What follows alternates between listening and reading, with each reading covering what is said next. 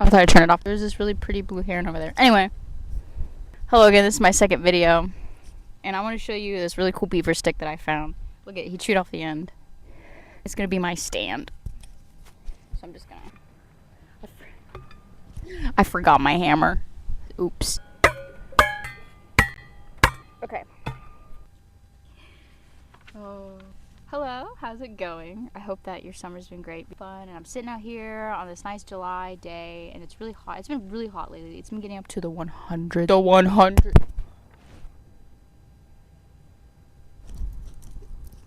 I'm just here to share my stories and give you a different perspective on things. So I go to Oklahoma State University, rising second year, and this summer is my second to last summer that I'm gonna have. I just wanted to go over a couple things that I've learned.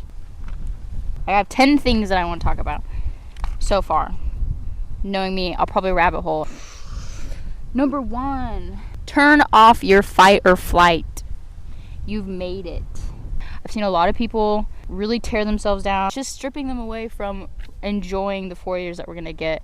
These are the best 4 years to ask a lot of questions, dive into a whole bunch of different things you got going on. Because I feel like I see a lot of people take time away from themselves where they can be developing relationships or going to events or wet labs and really applying all the fun stuff that we get to learn. In the beginning, I was trying so hard to keep my A's, and I felt like that was really just distracting me from stepping back and looking at the program as a whole, experiencing different opportunities that I could enjoy just with my classmates or with future colleagues and just with everyone at the school. Number two, how the heck do you study? First semester, I was buying so many apps, downloading so many apps, and I was trying to figure out like overall best study strategy. A big thing that's helped for me is the objectives. I use Notability, so I like to make little PDFs with the objectives. It helps narrow down a lot of the information that you're learning because you're learning so much. I don't think vet school's hard. I think it's challenging because challenge is something you can overcome. And what's so challenging about vet school is that there's so much information to learn, and like any science, you're constantly discovering and learning new things, and that's going to be added to the next curriculum. It's always going to be tweaked, and there's always going to be something new. You just got to adapt to it. What am I on? Number 3, capture the dots and connect them later. You have so much to learn. What's worked out for me, going to all those wet labs and just going to class, capture everything in this giant fishnet of my brain. Apply yourself, expose yourself, go to the wet labs, go to the meetings. Don't burn yourself out. That's a big thing. Don't burn out. I'm a little bit overambitious, so I want to see it all, learn it all. Sometimes I will get so mentally tired, but I'm just still inside curious. And where it's also about like how to ask the questions. That's been a big challenge for me because I will begin to apply myself to an area that I'm not familiar with, and then I get confused. I don't know quite enough yet that I can form a question. And so most often I just stay quiet and I just listen and I'm absorbing. Number 4, take your breaks. I'm so serious. Take breaks. I don't mean scrolling. It sounds counterintuitive, but breaks have helped me so much. I'll go to Pilates class with some friends, or I'll go out. You get so wrapped in all the stuff you're learning.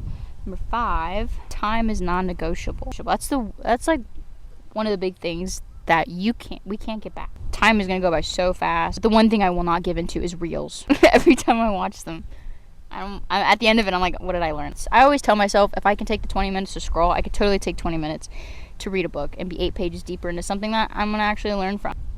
Number 6, the hardest part is showing up. I get so tired. I just want to go home, and I know that I have a meeting later. You know your boundaries. You know your limits. But once you're there, you're doing the thing, whatever it is you're doing. And not only that, I love the people that I get to see, and I love how excited we all get to see each other. And we'll be so tired, but we're doing it together, and it's a sacrifice that's really worth it. Number 6, number 7, they kind of go hand in hand. The world is small, whether or not you know it. This could just be a me thing. Whenever I go hang out with a bunch of people, you just don't realize how easily you might know someone or how someone might know you. Sometimes I would go to events alone, and it would make me really nervous, and I needed it because it helped me grow my boundaries. Let me give you a picture.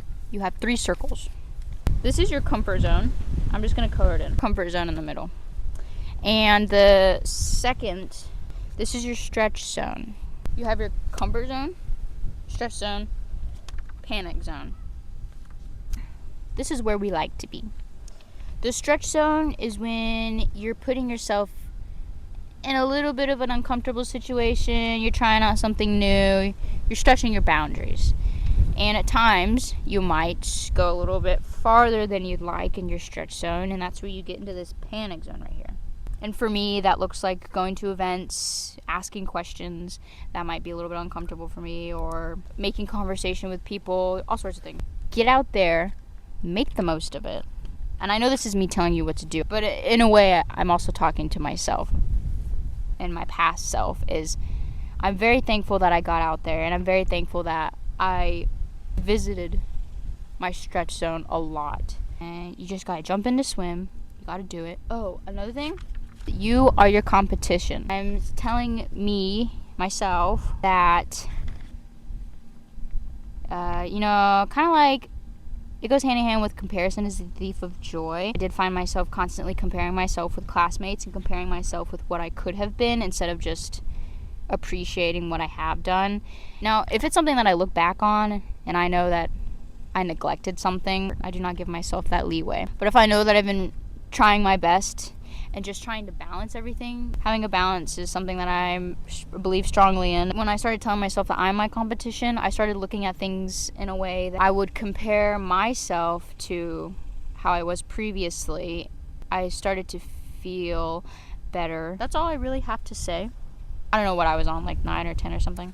Those are just a few things that I've went over and I've reflected through vet school. And I'm really excited for second semester. I can't wait. I also get buddied up with a first year, and I'm so excited to meet them. I hope that this was helpful or fun or whatever you wanted it to be. Those are the main reflections that I've had this summer, and I wanted to share them with you and also future Ari when I look back at this. So thank you for listening and hanging out with me.